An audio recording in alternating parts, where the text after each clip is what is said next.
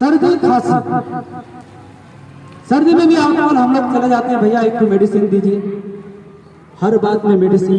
मैं आप लोगों को बता रहा हूँ, घर में 2 इलायची लीजिए, एक अदरक का टुकड़ा लीजिए, दूसरा 4-5 काली मिर्च लीजिए, थोड़ा सा दालचीनी लीजिए, एक तेजपत्ता लीजिए और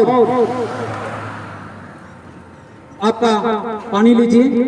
पानी को 1 गिलास पानी के साथ उसको उबालिए और उबालते उबालते उसको आधा गिलास में लाइए और सिर्फ 30 ml लेके शहद मिला के खाएंगे तो आपका खांसी भी दुरुस्त हो जाएगा।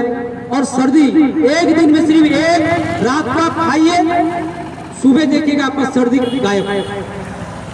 इतना साधारण चीज, इसके लिए भी हमें एलोपैथ का सहारा अगर लेना पड़े तो हमारा ये मनुष्य जीवन ही व्यर्थ है। इतने सारे चीजें जो हमें आयुर्वेद में दिया गया है, हमारे मुनि ऋषियों ने जिन चीजों को हमें दे के गए, ये चीज